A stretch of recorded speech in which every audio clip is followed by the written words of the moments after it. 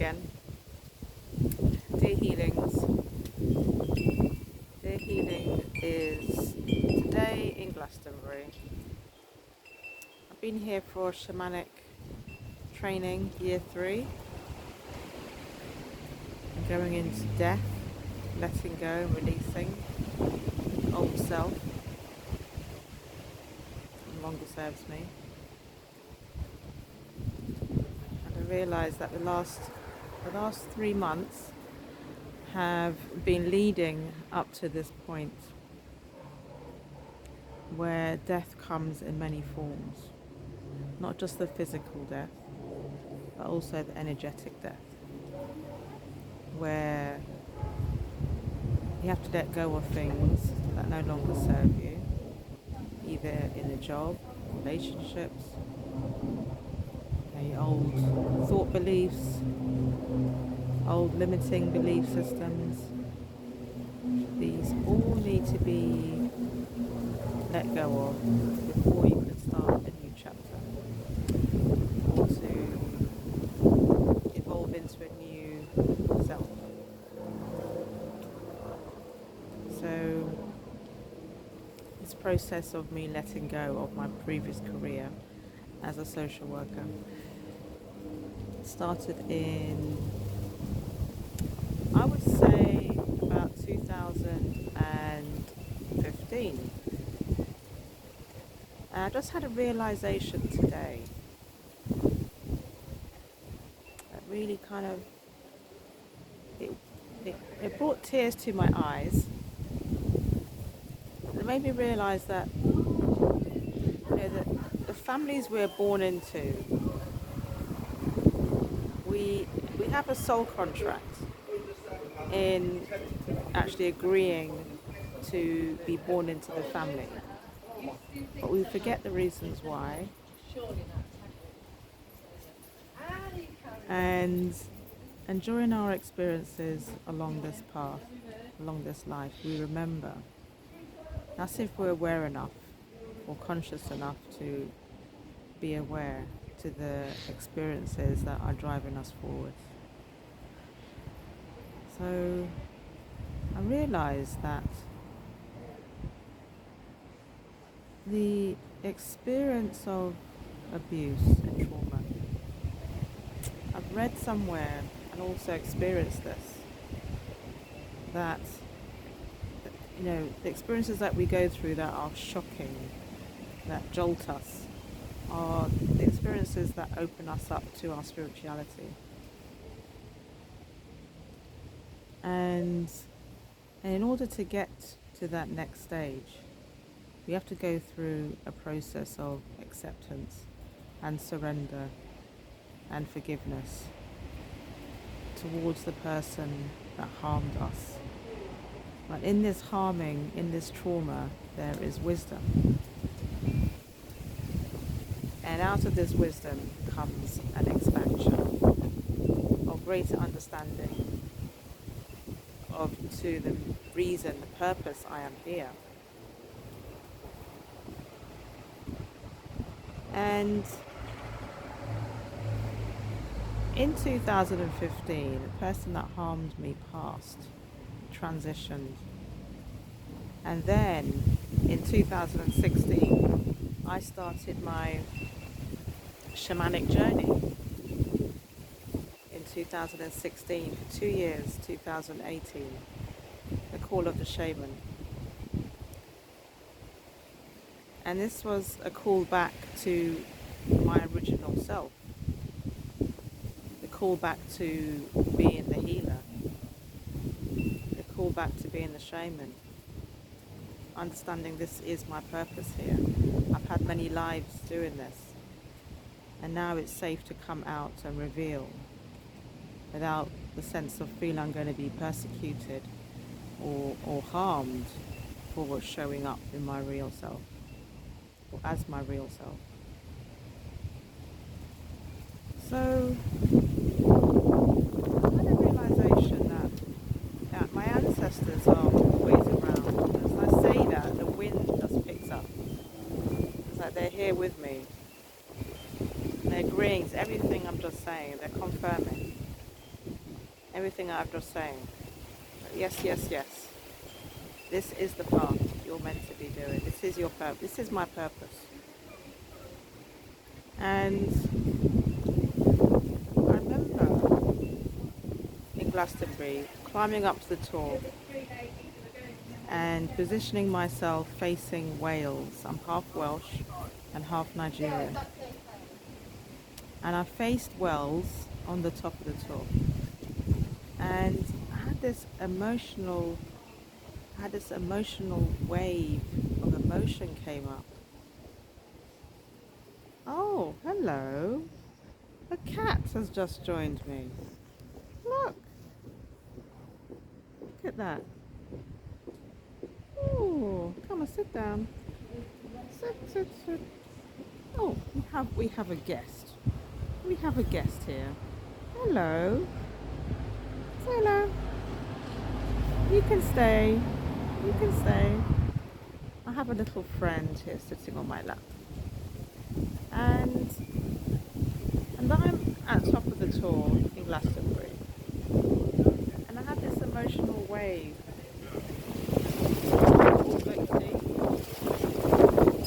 Wow. There's loads of statues in this garden. Such a pretty garden in Wales, in Glastonbury.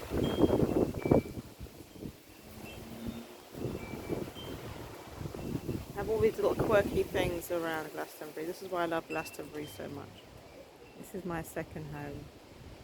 This is where I come to retreat away from London, to reground and recenter. And so 2015, the person that harmed me passed. And it took me along the journey. I've been on my self-healing journey since 2008. But as you go deeper into the healing, the layers come off, and then more learning. As soon as I learned one thing, I stepped up the ladder to the next thing. Sometimes I'd slide down the snake because I hadn't learnt it thoroughly enough. So there was learning in, revisiting old experiences through different people and situations. And so in 2016, 2018, I completed my journey of shamanic healing course and certified as a shamanic healer energy. And then I started combining this with crystal healing and other modalities, and realized that my trauma, there's wisdom in trauma, there's wisdom in understanding how I move through it. I now am able to help others move through, or able to support others to, check in, connect with those emotions, those feelings that they've numbed, that they've suppressed so deep, so that they can function and get through life. Because it does floor you. Once you do access those emotions, it can floor you to the point where you have to sit and keep still,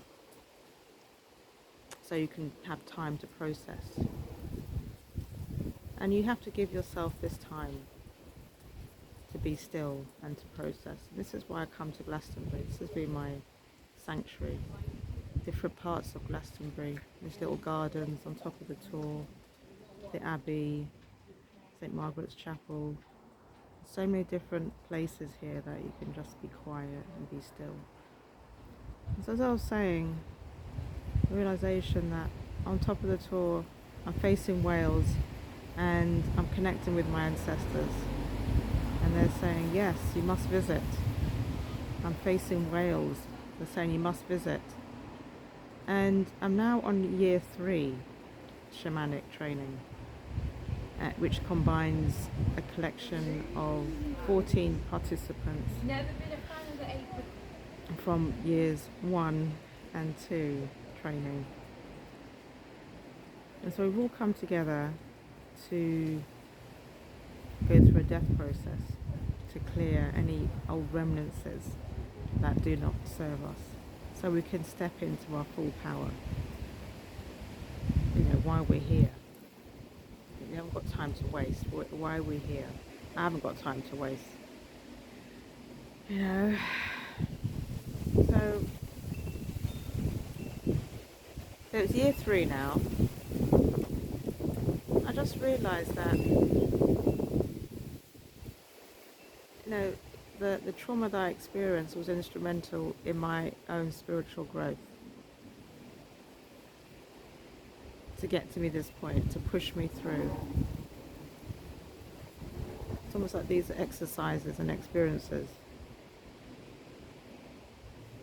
to where I had to get through the point of acceptance and forgiveness, surrender, and moving through back to self-love and compassion for myself,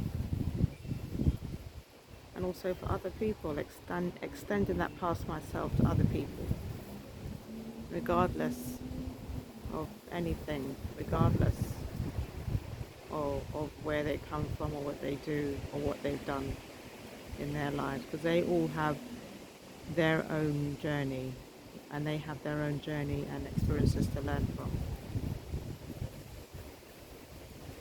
And so I realised that this 3rd year is very timely in relation to me letting go of my social work career, spanning 10 years, supporting children and families in the community, making sure that families' needs were met. And now, this social work career falls away. Timely, because now my children are now past 18. I gave all my 20s, or my 30s, or my 40s to raising my children, making sure they're grounded human beings that knew they were loved.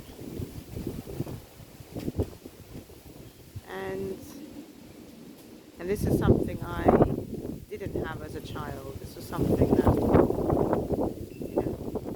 that I didn't have. I didn't know I was loved. I didn't have that connection. Only from my sisters.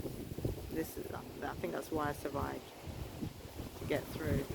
I think my healing journey started when I had my first child. I was able to focus my attention on something outside of myself, rather than internalizing, all my pain that I was experiencing.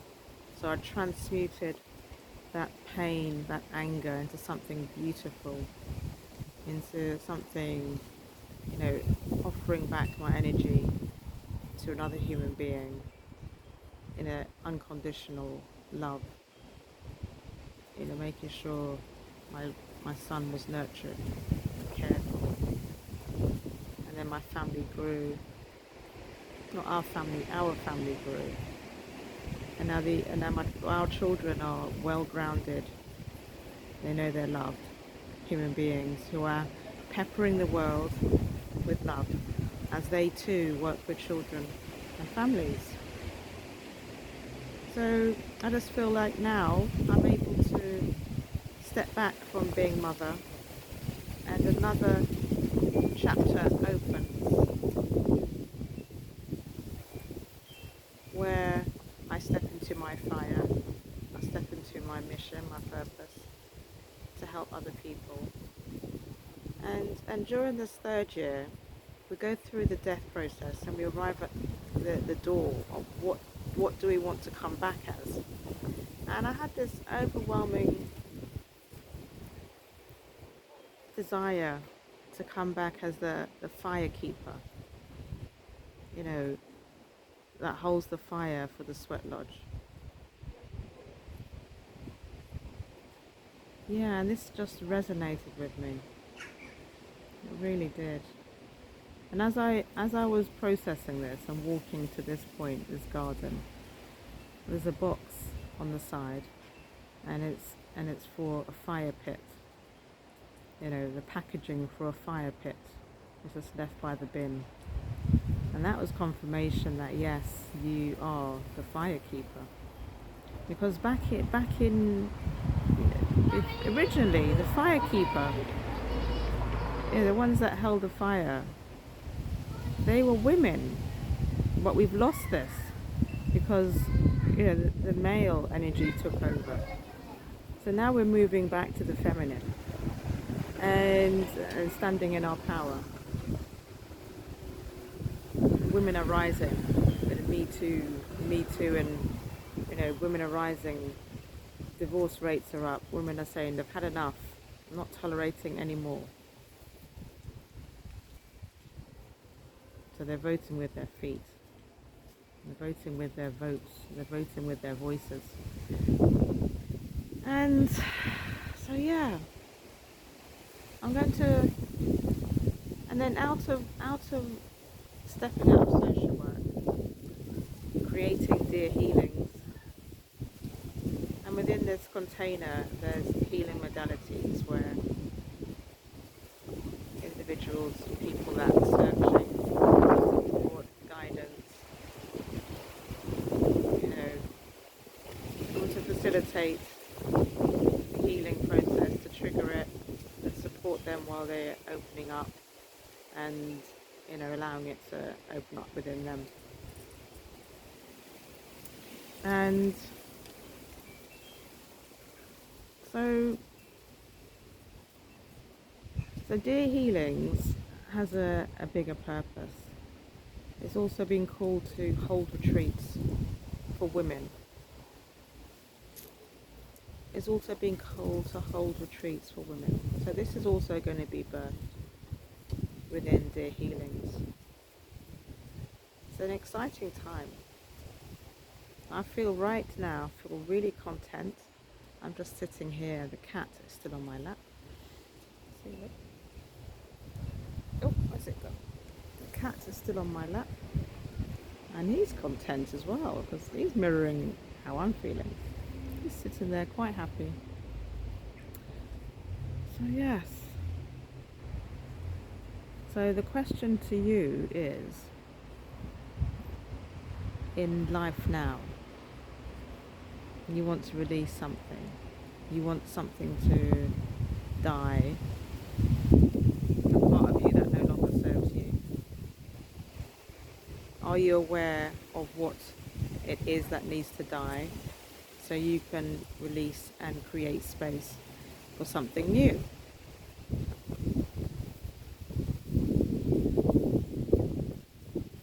Just find a quiet space. Find a time for yourself to actually ask this question. What is it that you would like to do in the next 2 years? By next year, what do you want to have created or planned or seeded by next year? Because I know for me, I want to do more retreats. I want to really expand Dear Healings into retreats for women. Also, as I'm a social worker that's come out of the system, plan to hold retreats for social care and health professionals to find out what they would like to do with their gifts, with all their skills, all their knowledge. What would they like to do as, jobs are changing. The job market is changing. And it's to ask the question, what is it that you've always wanted to do but you haven't been able to because of, work? You've been in a job. This has been your job for the last 20 years. Is there something that you've really had the passion to do since childhood? What was it that you loved doing as a child? And this is where you'll find out what is your true mission here. What is it that brought joy to your life as a child, moving into double figures of 9 and 10? What was it that really made your heart sing? And this is where you'll find the understanding of what your mission is. I mean, for me as a child, I remember making mud pies out of those pie tins, very, I can't even remember the name, but they're chicken tin pies. I remember making mud pies as a child in the back garden, and cutting it into 8 with a stick as if it was a real pie. This is me working with the land, working with nature. This is where I felt my happiest, in the land outside, in nature. And this is what I'm doing now. I find going out into nature very healing. Touching base, it's very grounding, very centering. So this video is stemming from yesterday, where I fell off my center. So yesterday was Saturday, and we finished the day, the course day, and we'd gathered and we'd said goodbye. I said, oh, so there was an invite to go to the pub, and I said I wanted to go to the pub. I wanted to socialise and have a bit of fun. And so went to the pub, had a glass of red wine. But then the bus timetable had changed. So the last bus to Bristol had left, I think about 9:30 or 10. I was unaware of this bus change, and I was waiting for the bus to come at 11:30. I'll be on my way to get to my friend's house for 12:30. But no, the bus ended its journey in Wales. I had no way to get back to Bristol. There was no cabs, or none that I could see. There was no buses. So I had to go into town, into Wales, and I had to hail down a cab, because I called the cab stations. They were coming at 2 o'clock in the morning. It was now about 1 o'clock. So I thought, okay, this is interesting. I've stepped off the centre. I've overindulged. And, there's joy in moderation. You can have whatever you want in moderation, but don't overdo it. Because this was my lesson. I overindulged, and I had to pay £40 to get back to my friend's house where I was staying. So my awareness was pulled. My awareness kind of slipped, and I was pulled into a state of wanting to go to the pub. So it's just about being mindful of not doing things in excess. There's moderation in everything. So bringing joy back in, and focusing on what you want to do in your life to help yourself and others. And this is the key, and it's about service to others. We're moving into a time now of community, where it's not about I and self, it's about we and us. And so what gifts have you got that you know will serve others? And in serving others, you bring joy back into your life. So I invite you all to ask those questions, and to ponder on, what do you want to die? What do you want in your life to be released from your life now, to give you space to create a new life? And we can do this together and explore options, delve deeper into unblocking energy blocks that block the creativity to expansion. So I invite you to check in down below my details. Dear Healings is based in London,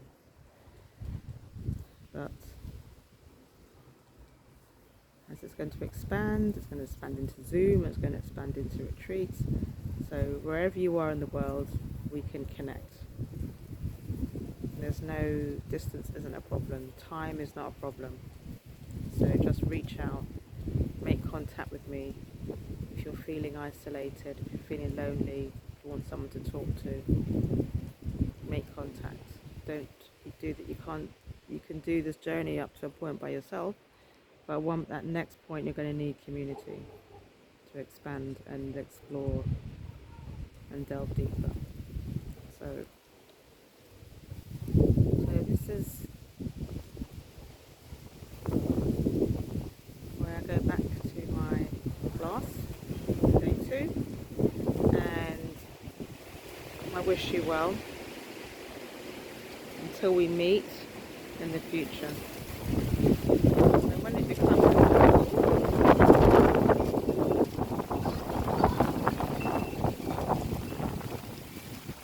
feel that wind, ancestors are welcoming you as well. Your ancestors, my ancestors.